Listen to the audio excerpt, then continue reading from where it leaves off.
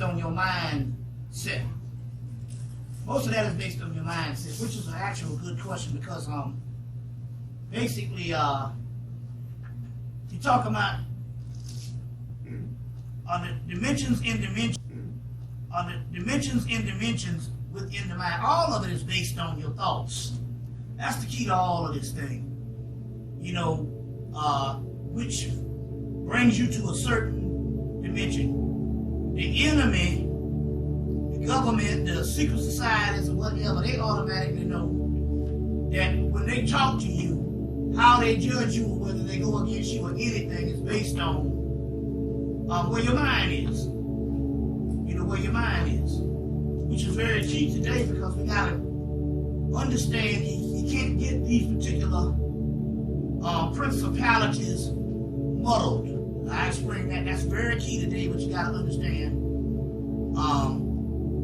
about these principalities being muddled. And when I say that, I mean in so many words, when you look at the ancient mythology from around the world, all of the spirit world is divided into two parts: Seraphonic, Cherubonic, Devas, Suras, sun, night. So even the word dark side, light side, dark side. I think it's a misnomer to call it dark side when you should call it night side because so you say day side, night side. You see, solar, lunar, underworld, and the other one would be upper room.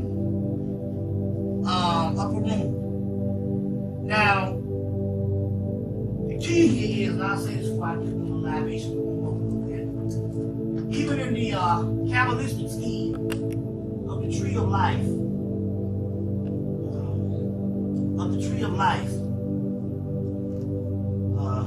unfortunately, if you come by way of the tree of life by studying raw methods, it doesn't really do you any good. The meta, when it comes to this, which most black people was introduced to this type thing, it doesn't really do you any good because what has happened when you talk about the Sephra, he's basically dealing with only this particular diagram. This diagram is just somewhat of a diagram to explain those particular worlds. Unfortunately, you can't study the Kabbalistic aspect in a couple of pages stuck in a book. It's not good enough introduction into it. It's a vast and major system. So unfortunately, a lot of people, it was part of Source Society. Basically, they got it and all. The only thing he did was he took that Kabbalistic Sephra and just put the Egyptian gods upon the tree. And basically, the people understood that particular path. This tree has really, it's just a diagram. The Kabbalistic teachings is a much more vast and major system. Coming out of the temple of Kumumbo, we know this now, because they have the actual Kabbalah and the Egyptian figure, a pharaonic figure, holding up the Kabbalah in Kemet in the temple of Kumumbo, Egypt. So we know that in the priesthood, these things travel all out to different parts of the world. You don't have to, and this is another psychological thing, because when we got into the consciousness again, everything the first 5 or 6, 7 years was based on identity. So we had to deal with the Egyptian deities, but what we didn't realize was the Hebrew aspect of those particular things was nothing but the same Cushite language. So therefore, because you didn't have to change the separate names, Shamma, Keller, Lina, Tibereth, Noxide, Ha, Yased, Malkuth, you didn't have to change those because that was still our culture. You see what I'm saying? So when he changed those particular separates into Egyptian gods, and he's somewhat confused and all because he has one of the gods down here, Geb, and it's a male deity. And the whole concept of this Malkuth, if anybody, and I'm taking this to say that anybody, when you go and look into this particular thing, Malkuth is called the fallen daughter. Now, fallen daughter. So it's talk about the Kabbalistic system and you don't actually study the Kabbalah.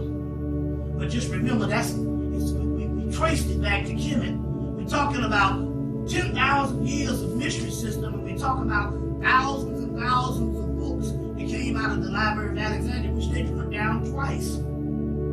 So therefore, this is just some of that particular stuff that traveled out into the particular area and actually how it got in. And we find these Kabbalistic systems, we find these Kabbalistic systems of Kabbalah, we find it in Spain.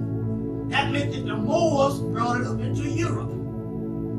Now, because a converted European becomes the custodian of it, doesn't necessarily mean it's his by origin. You see what I'm saying? It doesn't necessarily mean it's his by origin. But I can say this particular part also too. They had to become the custodians of it. Because based on history and based on what the Moors knew, we was going to go into slavery. We knew that 5,000 years ago. I said that. That's in the Hermetic text. That's in the Hermetic text. We knew that 5,000 years ago. Several books you can get on that. The ones that's existing, you got to get the ones that's in print. Get Hermetica by, what's the guy's name? Copenhagen, that's the one that's in print. Copenhagen. Yeah, let me hold that. Let me see if I can find the actual page. So we do know that they had these particular texts. So we knew that the ancients knew that we was going to go into slavery. You see what I'm saying? Just like the Tibetans. There's a book called, I think the book is called The Cave of the Ancients. And in that book, the Tibetans knew the day that the white man came down to the T. They had a prophecy that the white man was going to come with some horses or whatever, and they waited on it. They had it. It was a 1,000-year prophecy, and to the 1,000 year to the day, the white boy came on the scene and took over one of these parts of Tibet. So we already knew that chapter is going to be. We already knew that they knew this particular history. So they knew that also that once we went to sleep, they was going to have to entrust certain Europeans to cultivate the knowledge, although they were cultivating it for themselves. You see what I'm saying? They were still the custodians to preserve that particular information that the Moors brought up into Europe. So the Moors understood prophecy. They knew that they did not come up and open up the 16 universities in Europe. 16 universities in Europe, and civilize them in the aspect of giving them this particular information. First of all, training them to be academically inclined to receive it. And then taking these texts, putting these texts in Europe. And they knew if they didn't do that, when we started coming out of our slumber, our sleep, you see what I'm saying? And they were not at that particular level. At least we could go in libraries and we could learn for ourselves because they had translated all this stuff. Then they knew this shit would be lost forever. So on a personal level, people say, well, damn, why did the Moors get the Europeans? All that they done killed everybody around the world. But the point about it here is, one thing about them is this. They are good recorders. They always, with their anthropology, all in everybody's culture, record, document. Well, the ancients already knew that they were going to be this kind of people. They knew that they didn't generally have a culture of their own. So they knew that they was going to take everybody else's culture and usurp it for themselves. But in doing so, they was going to really accurately record this particular information. So therefore, it all worked out in our favor. And they preserved this particular information. You see. And so as a result, these texts all end up in Europe. And you'll see these texts, and some of the texts they'll go, we don't know the origin. They just somehow end up in Europe. Damn it, you know how they got there. You see. So the Kabbalah is one introduced by Moses and Leon in Spain. So right there it means because it's in Spain, that means it had to have been a text by origin from these mystery schools. And so therefore you didn't necessarily have to change it. Now, going back to what you're talking about, This is the day side of the tree. This is the day side, the separates. This is the day side of the tree. Up here you get the word dark, which means this tree is symbolic of this particular universe and this particular physical body. You get dark, which is a gateway, because the bars, there's bars that connect either one of those. There's a bar that goes right through. Unlike these, there's a bar that goes right through Darth, which means the Darth is behind the tree. And that means it's a gateway to the other side of the tree, which means it's the same concept of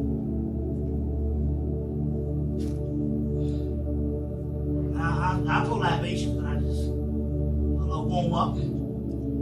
This particular part being the earth, then you slide to another part, you see, that is Universe B. You'll see it on the movie, what's the name of that movie, the Artificial Black Hole, Event Horizon, where the guy say, what is the shortest distance between two lines? And he folded the paper. This is talking about folding space. Another example is, this is the paper, you fold it, and there's 2 entries, but yet you can go and jump to the other side. So this is a porthole. Well, this is the same concept right here. And this is the same concept why we're looking at all of this particular side, and we don't understand this particular side. There's a porthole to another side, another gateway. That's what we're going to get into also today. What's coming down with the whole Iraq shit and war. Now, this particular porthole, you see, it's jumped through the other side, so we're thinking this is the reality. And most people are stuck on the reality, especially most black people are stuck on this particular reality because we have been wounded by it so much until it's almost like a child. It gets beat by a parent, it gets abused by a parent. Usually those childs identified with Stockholm Syndrome, which means that they always want the approval of the parent, and they become stuck in that without actually grown person in their own house, someplace else, but they become stuck in trying to get the approval of the parents. Well, it's the same thing with us by trying to equal ourselves with the oppressors. You see what I'm saying? We got stuck on that type of thing, and now all our energy is being consumed in that. You see what I'm saying? And you know, whereas there's a whole nother house altogether. You see, a whole nother house altogether. So, this leads to the backside of the tree. So if this is flipped around, the backside of the tree is the world to come. So, in order for you to answer your question of how do you protect yourself, you have to understand the polarities of what world is going out and what world is coming in. The world that's going out want you to focus on their situation. And by you focusing on their situation, you still are a part of their world. And by you being a part of their world, you're vulnerable to it. It's on the movie Vanilla Sky. When they went up on the top of the building, and I saw that movie Vanilla Sky. The movie Vanilla Sky. You know, Vanilla Sky. Got it, you know. And when they went on the top of the building at the last part, they had the guy on there and he was like, you know, you've been talking about your $3. What's your $3 name? He couldn't figure out what his $3 was. And the guy said, don't worry, he only wants to exist. And he kept saying, I do exist. So this world wants to still exist, but it can only exist in your mind. So what you do is you take yourself out of the equation by focusing on those particular things that in this particular world is grotesque and alien, but in the other world is sublime. So, what are we talking about here then? When we talk about spirituality, there's a spirituality of the day side that was focused on this world for the last 10,000 years, and there's theology based on that. Oh, divine and beautiful, and I'm raising myself up higher. You ever thought about a million fucking monks in Asia, in Tibet, meditating every damn day, and ain't hitting a fucking lick out of snake? What are the results? And that is because somewhere the underworld process, which would be the world to come, has been eliminated, and they are only meditating towards the seraphonic realm, which is the apparatus of the realm that was in order in this world. What's that? Yes. That's the world to come. Hemmit. That is the world will be illuminated. Hemmit. You see what I'm saying? It's called Sheol in the Hebrew thing. You know, Sheol, hell, Sheol, Hemmit, torturous, Hades. Depends on where you are on the planet. You have different ones and different things. Lama Yin, you know, Tibetan Book of the Dead. Which is a feminine principle. The word yin is a feminine principle. You see what I'm saying?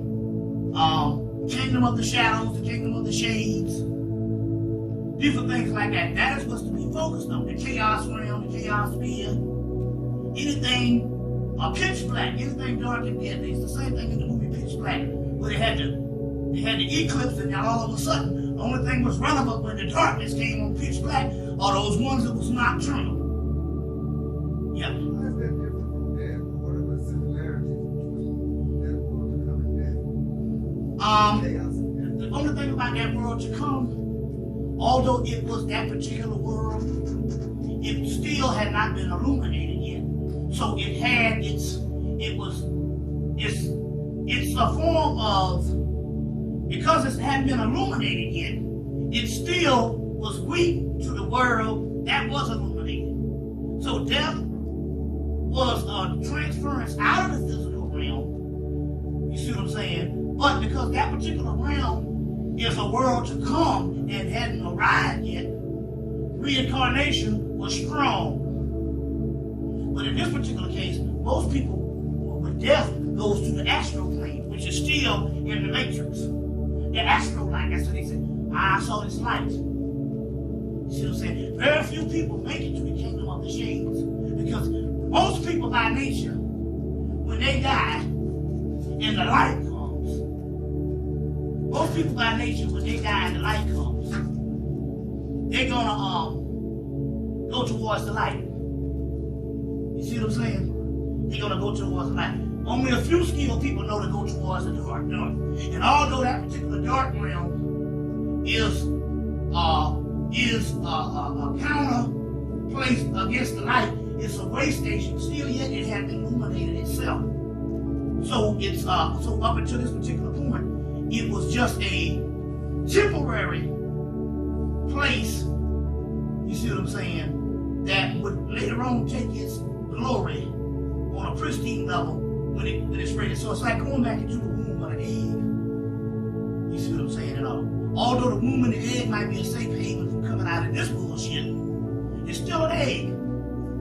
Which means it's not necessarily meant to endure and be the end result. It has to be, it has to birth itself, it has to illuminate. Now what's that?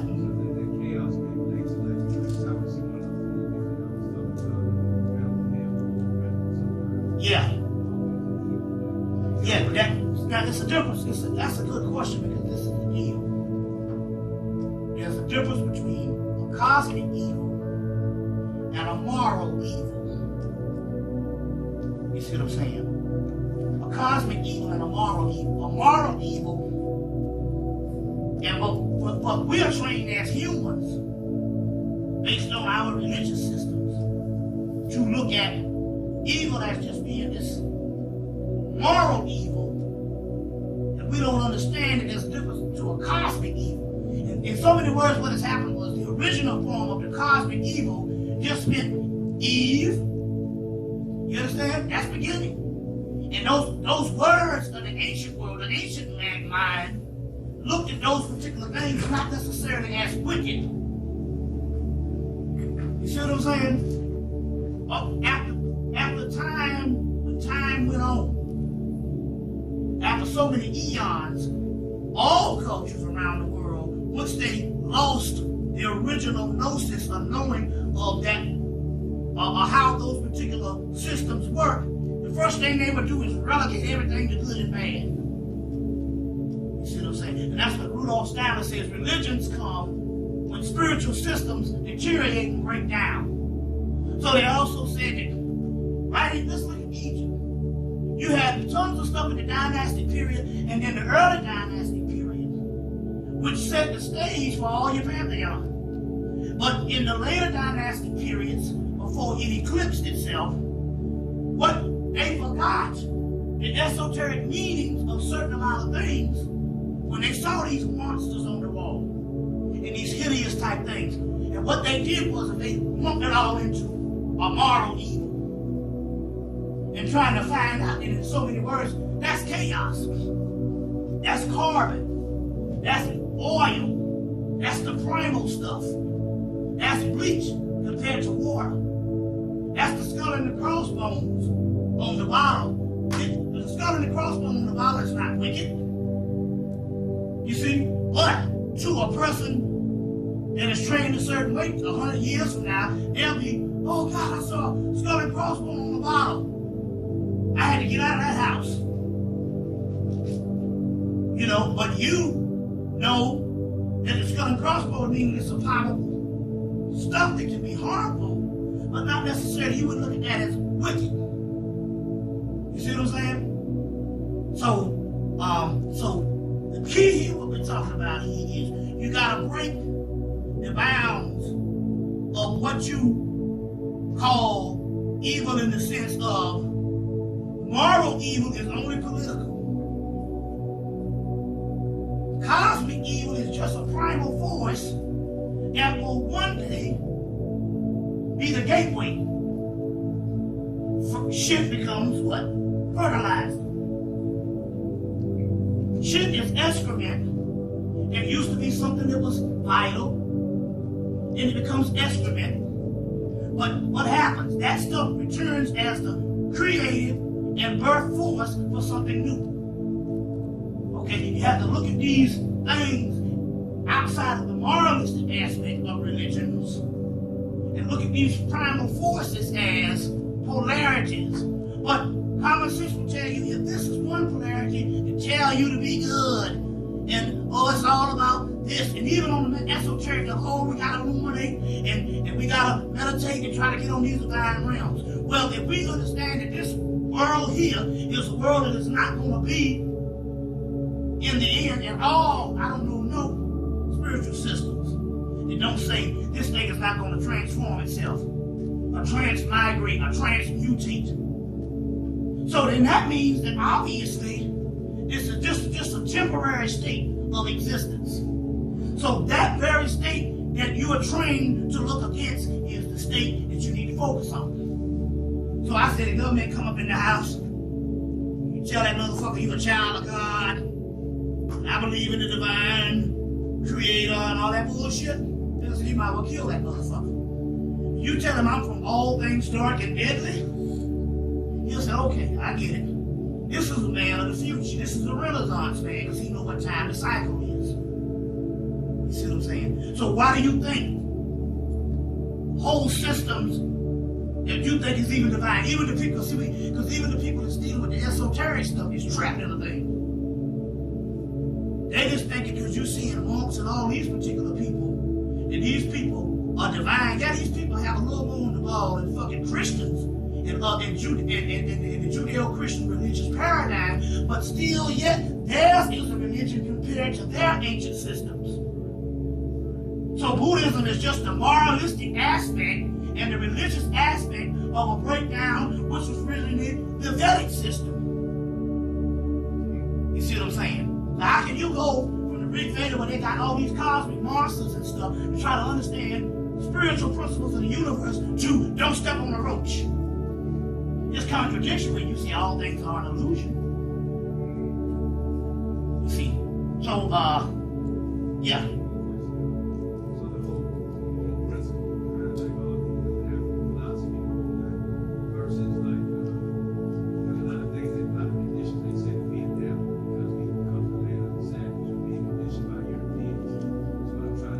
Well, look at this. Well, there had to have been some conditions that happened before you came to the land of the savage.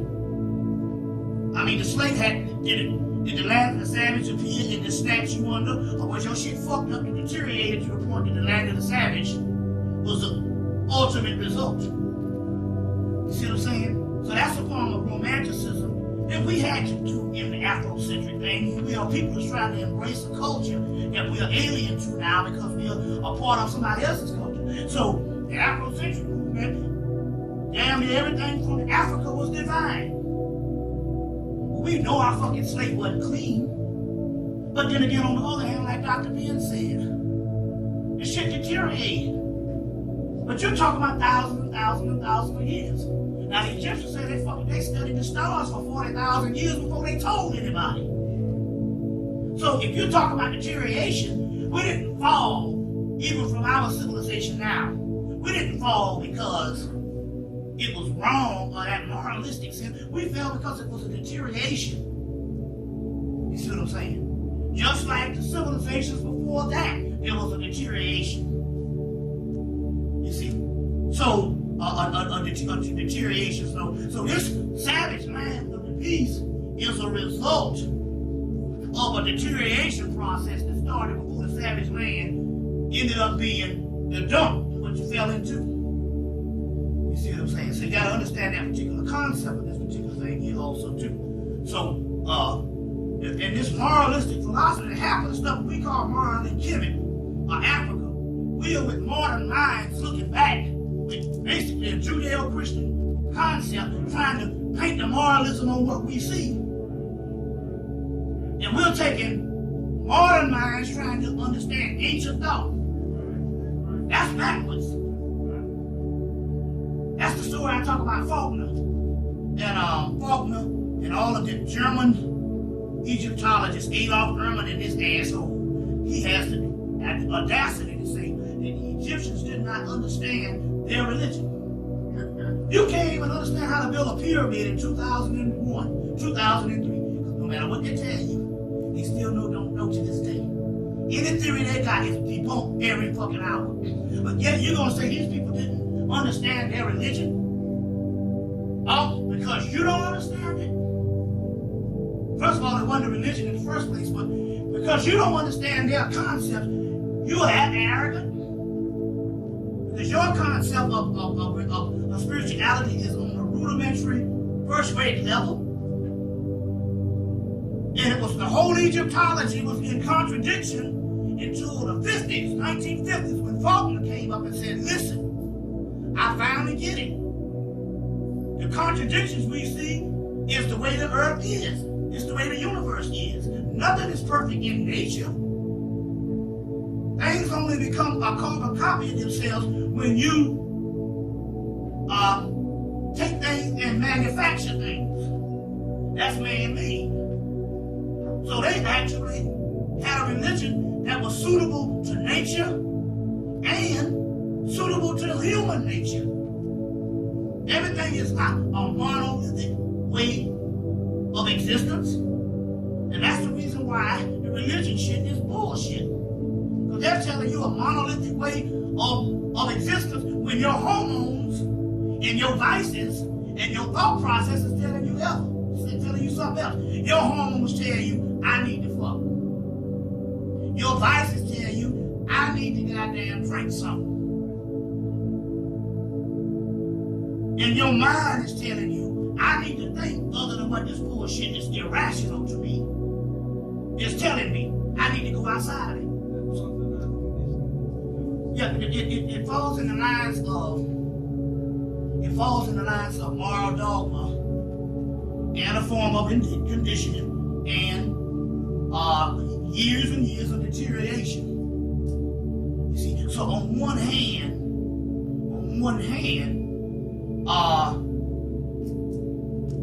Faulkner finally figured it out and said, shit, you got columns that's different sizes because the reeds and the lotuses in the field that they're trying to copy is not one size. You see, trees in the forest is not one size. There's no leaf that's alike. You see what I'm saying? So in so many words, this is one of the last spiritual systems, or one of the first spiritual systems that incorporated the chaos factor, the contradictions.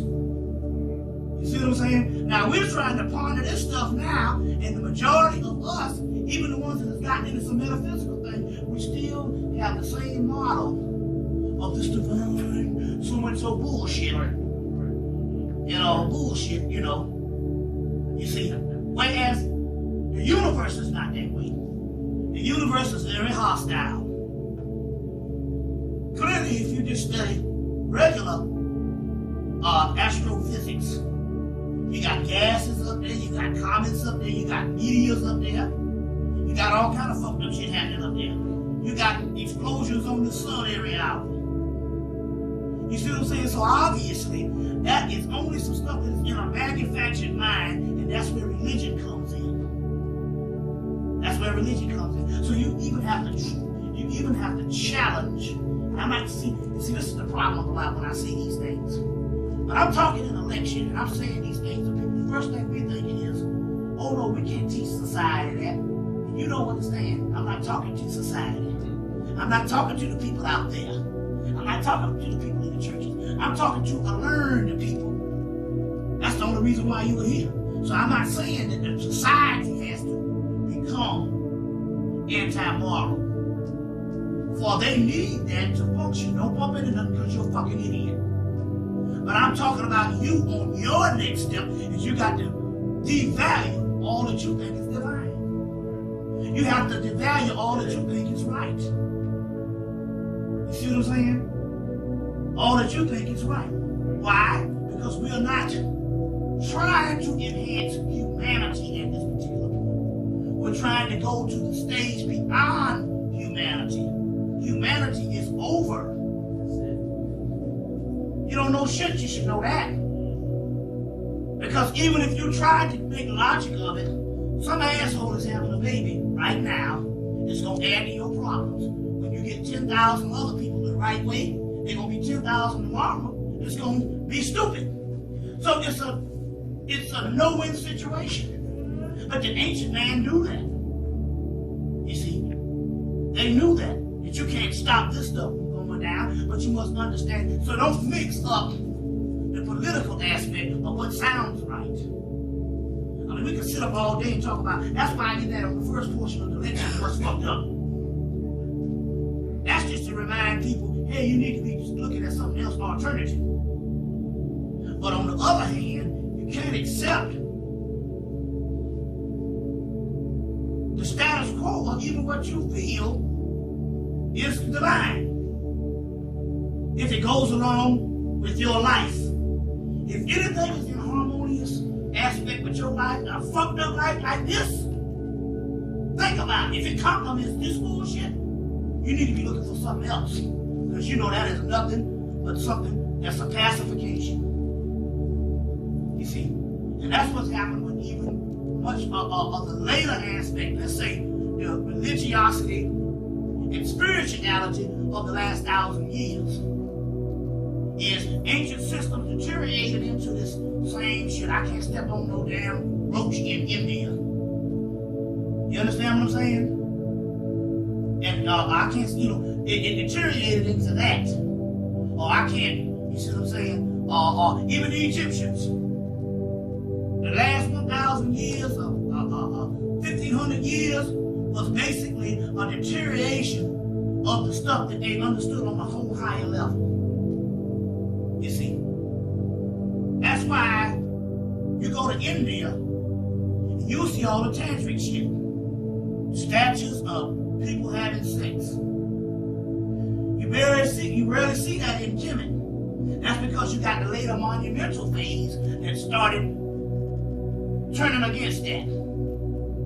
Now that stuff in India, we can trace back to the Typhonian or Kushite form of pre-dynastic Egypt.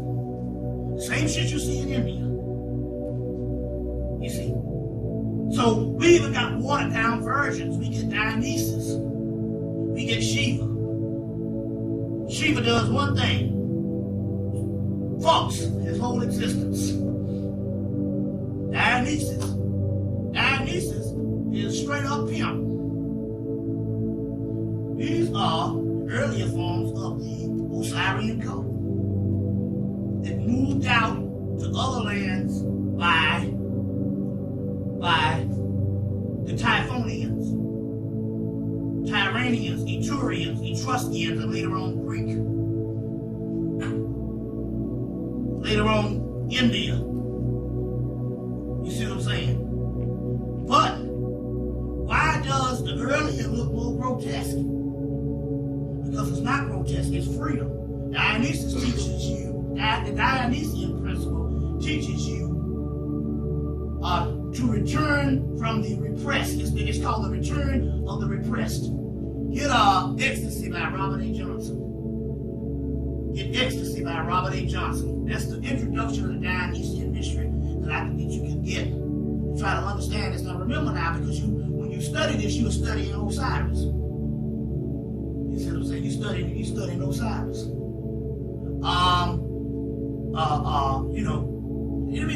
Just look at this. I went to, and you see, now obviously they had human sacrifice. You see a lot of it in the Mesoamerican thing.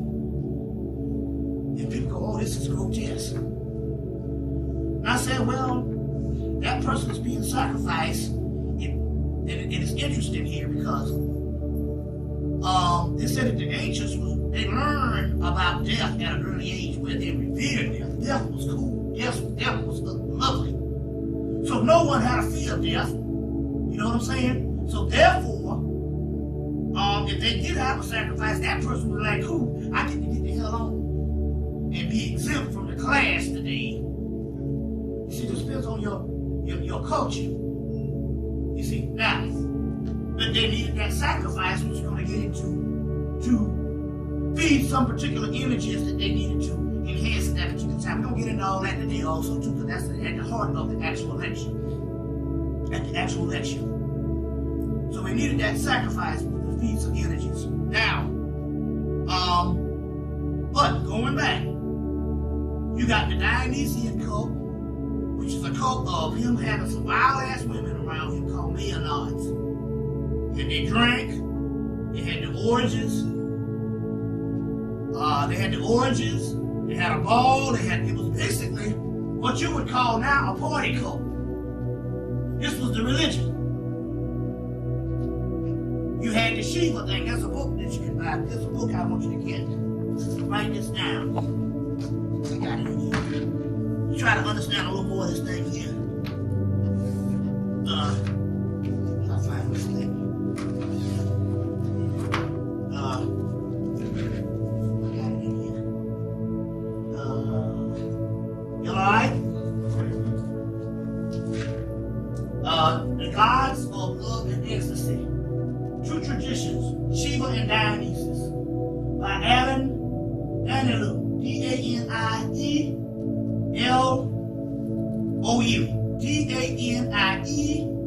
Danielou. This book, is called The Gods of Love and Ecstasy. Talking about Shiva and Dionysus. The reason why I want you to get these particular books is because we don't know that much about the Osirian stuff because there's not a lot of data left on it.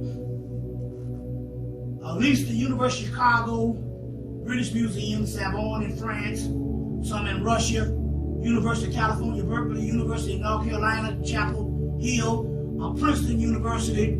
These are major universities holding on to the shit. But they're translating it every day. They're not going to let it out to the public. That's why when you go to Hemmitt, half the books you see when you go to Barnes and Nobles and stuff is shit that was written 30, 40, 50 years ago.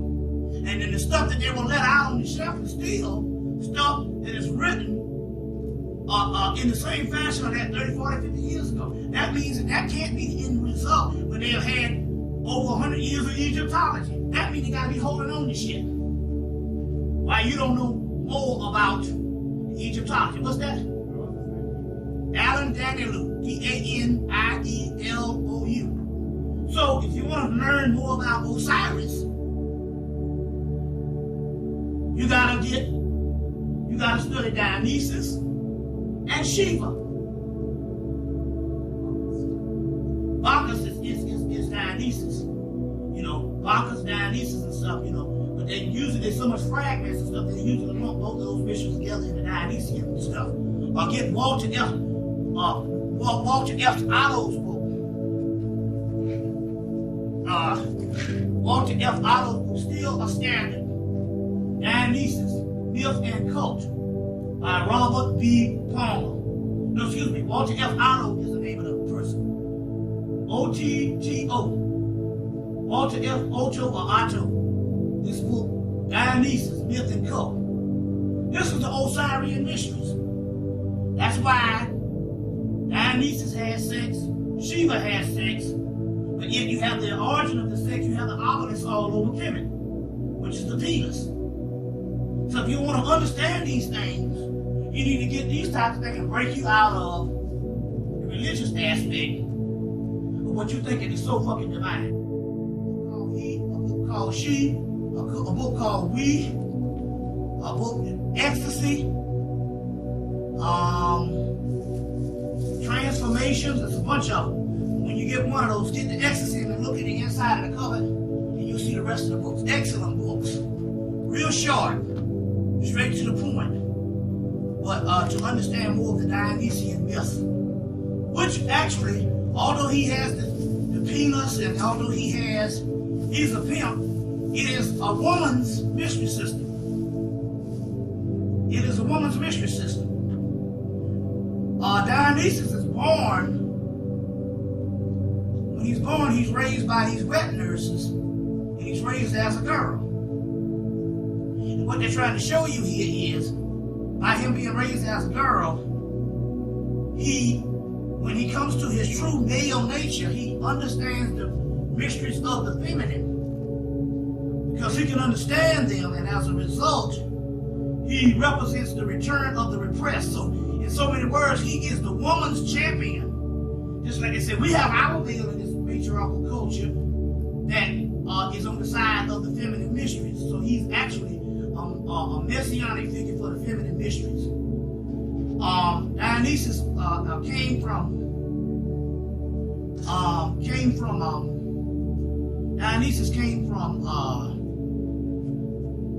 the Minoan cult. And the Minoans worshiped the sacred bull. And the sacred bull was also characteristic of Osiris. So, and then you also have that whole Hathor thing with the cow.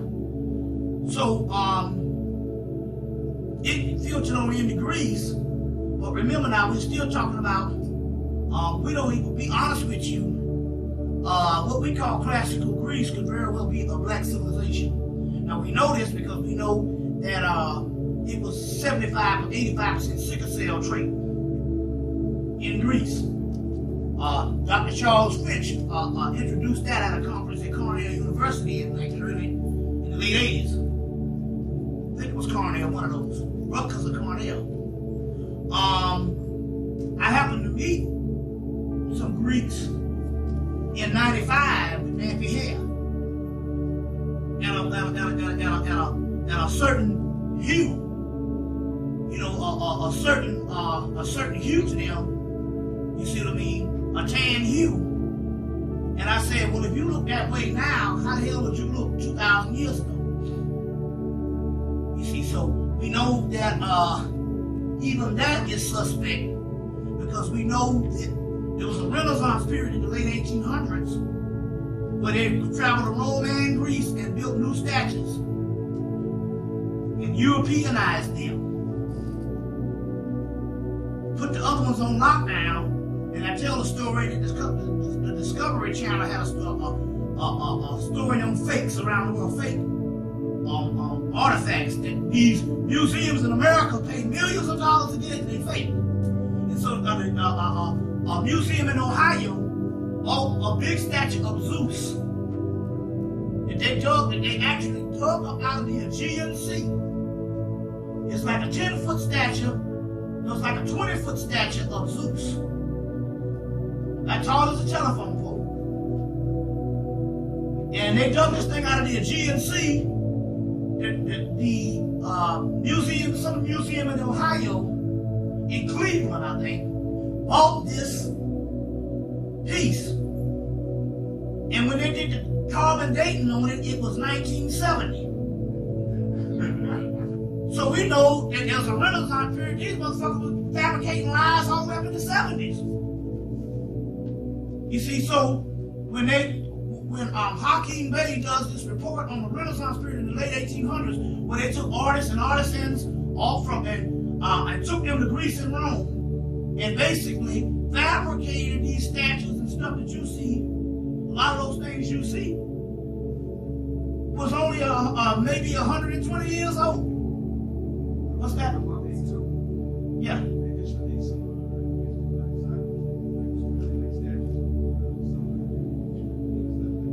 Well, this is interesting because now you can always recorrect history two ways. You can take the painstaking aspect to go in and try to do the archaeology, but we don't have money for that shit. Then there's anthropology. You can basically find cultural traits that prove shit wrong. But then there's another way, and that's the spiritual way, whereas instead of asking, when you do channels, on the cycle levels, instead of asking mundane questions of whether your boyfriend or whether your girlfriend gonna leave you, you need to ask these particular questions based on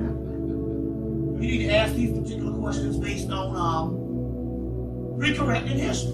So the first thing happened was with my former mate, Ginger, when she got off the Native American mounds, went to the Native American mounds, and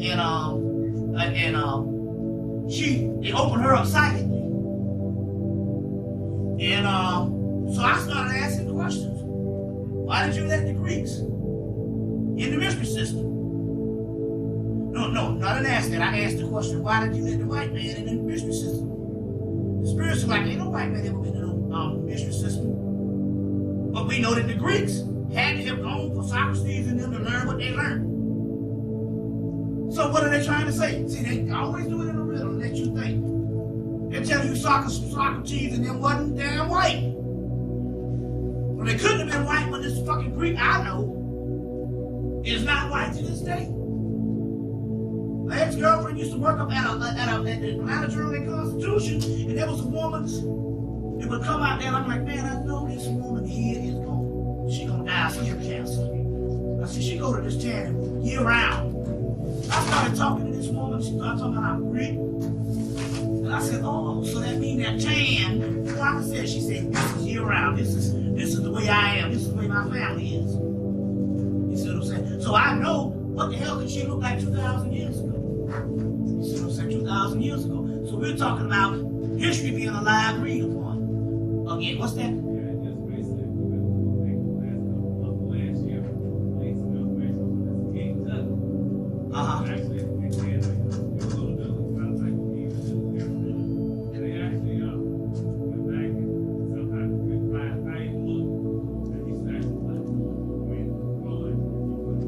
Yeah, if they're fair, because not only are they interested in usurping black culture, these motherfuckers on Nova said that the Chinese came from white people.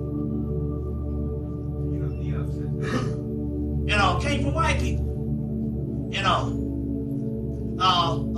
That's ludicrous. You know what I'm saying? And the same Nova people came and said that the Native Americans came from white folks. How can you get, first of all, that's ludicrous for the simple fact. You can't get a European to produce a dominant. Because whether we look at Asians or whatever, they're still darker than the white person.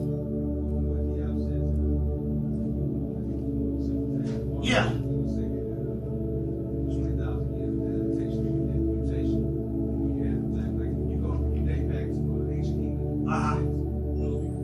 Right, exactly. The climate adaptability.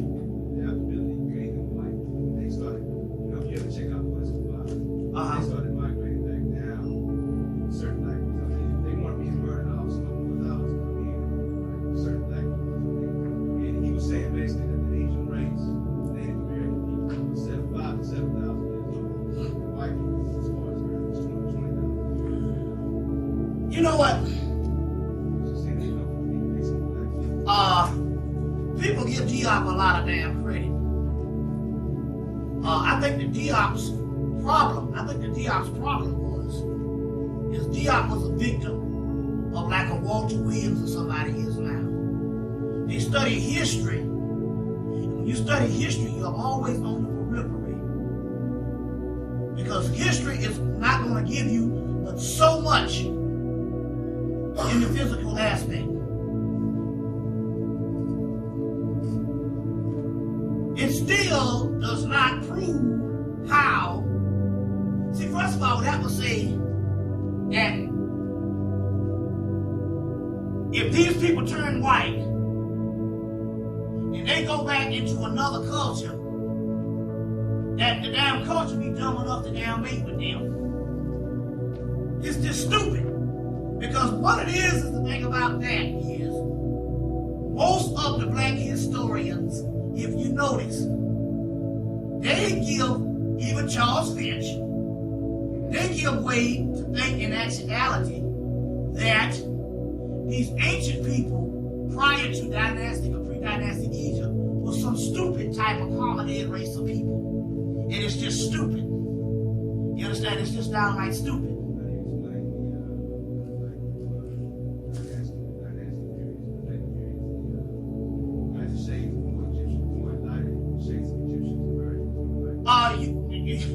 I can explain it. There's no proof of no lighter shades of Egyptians emerging until the Ptolemy period. And all that other shit is just another bold-faced lie. Well, that's the thing. Because if you go get Serial Aldrich's book, Nefertiti, and see the pictures of the actual Nefertiti on the temple wall, not only does she not look like the woman that you get the Berlin bust, which is a fake, she looked like fucking Whoopi Goldberg. She's prototypically West African.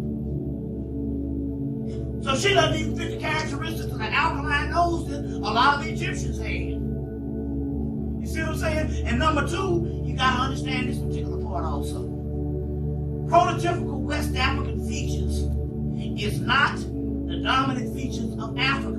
Africa has different types of phenotypes, different types of prototypes of noses, hair, and all kinds of things. You see what I'm saying? And now if the fucking temples, so if they got a prototype or a phenotype of some particular Egyptian on the walls of Hemmitt, and they're blue-black with an alkaline nose, and that paint just so happened to wash off because you got some cracker coming up in there painting a peach color, that don't necessarily mean the bullshit is true. You see what I'm saying?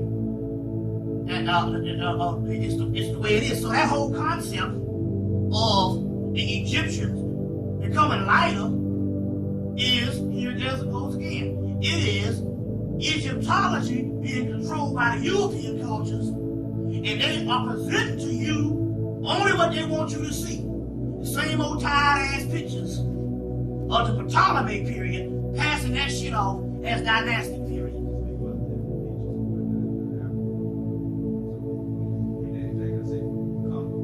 Yeah. Yes, the original man is blue-black. I didn't say the original man would be blue-black. Hell, the Egyptians was blue-black. Hell, you hear Diop say they did melanosis test on the later mummies and they was blacker than him. And he was a blue-black man. I didn't say nothing about the doggone skin being blue-black. I'm telling you that the phenotype of their features is not necessarily the characteristic of West African flat nose. See what I'm saying? So I'm saying they can still have it. We know that because we can go to fucking India.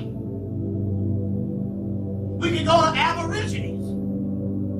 And we can go to India and they got alkaline nose and they're blue-black. That means, how can you have a blue-black Indian? And that means he has no miscegenation whatsoever in his pigment to lighten him up, but he could have an alkaline nose. So that proves that there must have was different phenotypes of noses other than the West African phenotype. And they showed that in earlier pictures of even racist ass National Geographic. They had 1969, where they showed different Africans around the continent. They tried to be most indigenous as they can, and you have motherfuckers looking Chinese. You see what I'm saying? Look, yeah, right. Sex and race and all that type of stuff. So the point I'm trying to make you, plus you gotta realize this. By Diop, first of all, you gotta understand this. Diop is still a product of Western university education, which means in order for him to get his thesis and anything passed, he still has to go within a framework of what they're gonna allow him to do.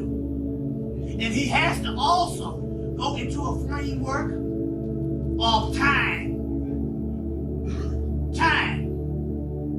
And not only time, you got to look at this particular point. We know now by looking at the ancient mythology and all the other ancient texts coming out that Homo sapiens sapien, we talk about intelligent man. When it comes to us, it's thousands upon thousands upon thousands of years ago. Now, who am I going to believe? I'm going to believe in Diop. I'm going to believe in goddamn Egyptians. You see what I'm saying? So my point here is the reason why Diop was important. Yes, he was. He was important to dismantle certain concepts in the academia world of the European.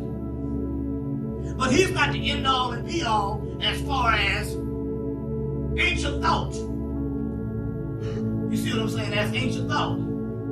You see, the climate adaptability don't wash because the goddamn Eskimos, who is lighter than the Africans, been living in the snow for a couple of hundred damn years, and they ain't turned white. They lighter than the fucking Africans. You see what I'm saying?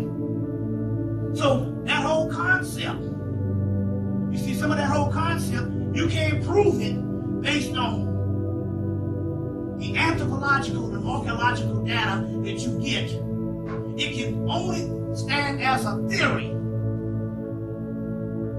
until further research comes in, and further research is always disproving previous research. Then there's the spiritual aspect, which is dynamite, because they tell you shit straight up. You see what I'm saying? It's just like the sister, she got Kakumbo, which is this form of Shiva, Horus, Heru, Pan-Heru, Shiva entity that was real dominant 2001, 2002 before his energy gave away to, his energy became shared with Labado. And I'm looking in the Congo, the Congo rights book that just came out in August, and they got the word Congo. Now here's a girl from Long Island, New York. There's no way in hell she would know this because the information wasn't even available to us in America until fucking December of this year, December 2002. So we can transcend stuff if we fuse in the spiritual with the physical. Because however else did we get knowledge in the first place? They got it through channel information. So if you can channel correct knowledge 2,000, 3,000 years ago, why can't you do it now? You see what I'm saying? So my point here is, most people in academia, they are victims of still being marginalized at a deficit of the information that the Europeans still say, this is the way you got to look at shit. But you know what's interesting about me being in the occult realm for the last 10 years?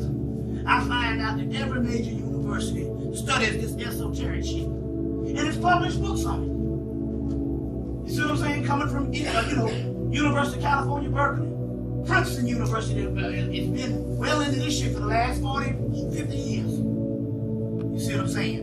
State University of New York.